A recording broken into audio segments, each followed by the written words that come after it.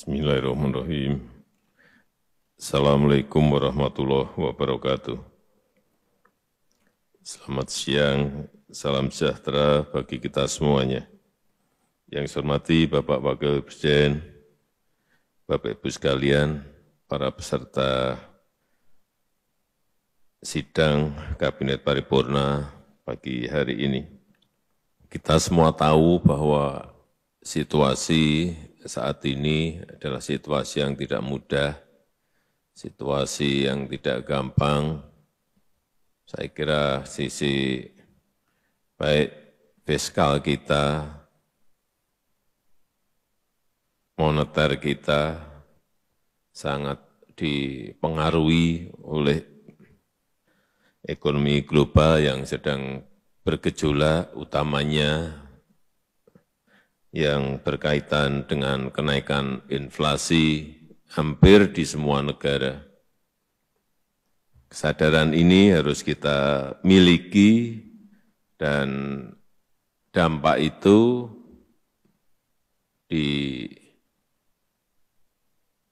dirasakan betul oleh masyarakat saat kita turun ke bawah.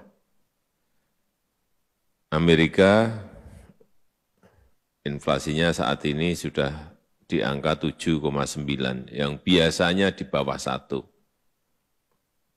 Di Uni Eropa juga sudah masuk ke angka 7,5%, yang biasanya juga kira-kira hanya di angka 1. Turki sudah di angka 54. Angka-angka seperti ini akan membawa kita yang saya kira sudah kita tahan-tahan agar tidak terjadi kenaikan, tetapi saya kira situasinya memang tidak memungkinkan. Enggak mungkin kita tidak menaikkan yang namanya BBM, enggak mungkin. Oleh sebab itu kemarin naik Pertamax. Oleh sebab itu kewaspadaan yang tinggi ini harus setiap hari, setiap minggu harus dihitung terus bagaimana harga gas dan terutama memang selain harga energi dan juga harga pangan. Dua hal ini yang menjadi sangat-sangat penting sekali untuk terus kita waspadai bersama dan harus selalu dirapatkan, dikonsolidasikan agar tidak keliru dalam mengambil keputusan. Dan sekali lagi, selain rakyat, hampir di semua negara sudah mengalami ini, kita, masyarakat kita, rakyat kita juga mulai merasakan dampaknya dari kenaikan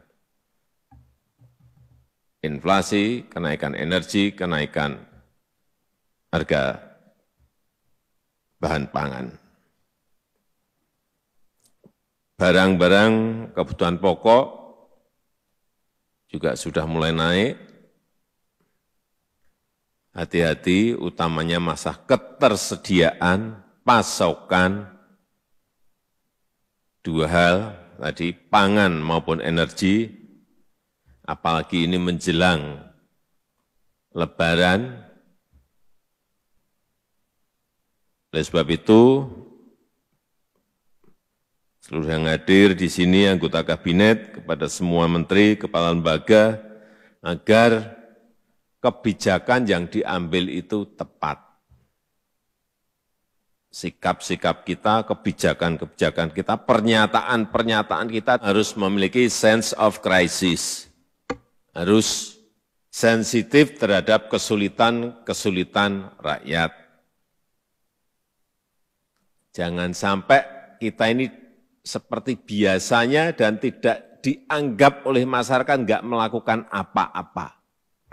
Tidak ada statement, tidak ada komunikasi, harga minyak goreng sudah 4 bulan, tidak ada penjelasan apa-apa, kenapa ini terjadi. Yang kedua, Pertamax Menteri juga tidak memberikan penjelasan apa-apa mengenai ini. Hati-hati. Kenapa pertama ceritain dong kepada rakyat, ada empati kita gitu loh. Nggak ada. Yang berkaitan dengan energi nggak ada. Itu yang namanya memiliki sense of crisis yang tinggi.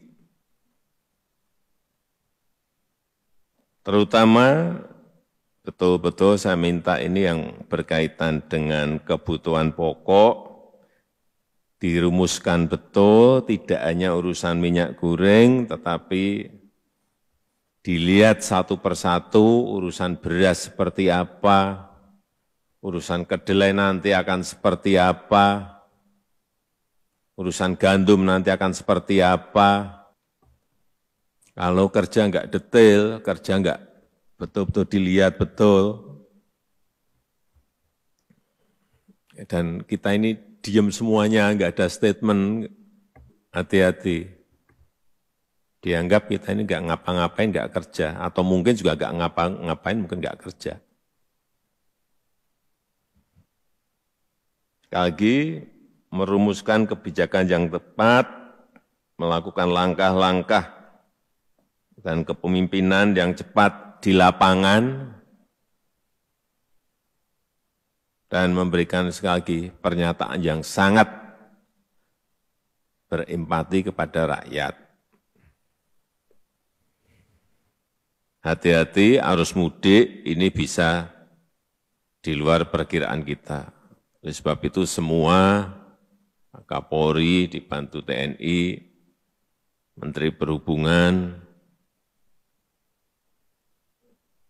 yang dikoordinasi Pak Menko betul-betul menyiapkan ini, jangan sampai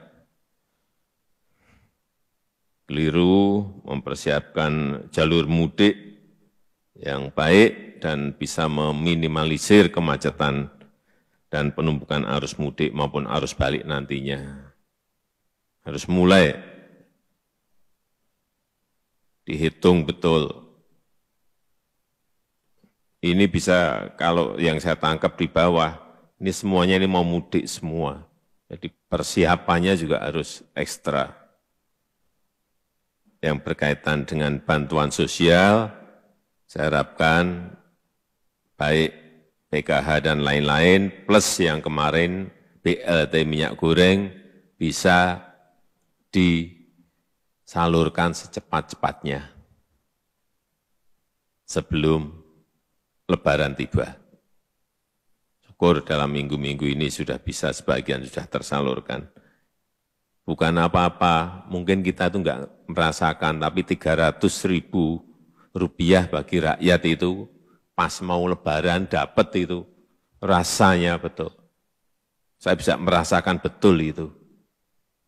Senangnya kalau bisa memegang uang itu, yang bisa dipakai untuk membeli minyak goreng dan kebutuhan-kebutuhan pokok lainnya. Saya juga ingin mengingatkan kembali, padat karya jangan dilupakan. Situasi seperti ini kita memerlukan lapangan kerja yang seluas-luasnya. Oleh sebab itu, ini perlu saya ingatkan lagi agar tidak lupa. Dorong industri-industri yang berkaitan dengan pangan, mungkin pakan ternak dalam skala kecil, dirumuskan juga yang berkaitan dengan cold storage, yang bisa cold storage logistik yang bisa dipakai untuk menyimpan makanan dalam bahan pangan dalam waktu yang sangat panjang. Kemudian yang berkaitan dengan investasi, perlu saya ingatkan lagi, insentif untuk industri-industri yang padat pekerja, itu tolong diberikan ruang yang sebesar-besarnya.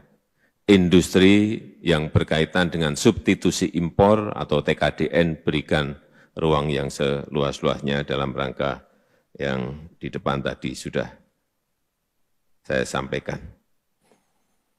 Sekali lagi, jelaskan situasi global yang sedang sangat sulit, sampaikan dengan bahasa rakyat dan langkah-langkah yang sudah diambil pemerintah itu apa dalam menghadapi krisis dan kenaikan inflasi, dan jangan menimbulkan polemik di masyarakat, fokus pada bekerja dalam penanganan kesulitan-kesulitan yang kita hadapi. Jangan sampai ada lagi yang menyuarakan lagi mengenai urusan penundaan, urusan perpanjangan. Enggak. Saya rasa itu yang ingin saya sampaikan. Terima kasih.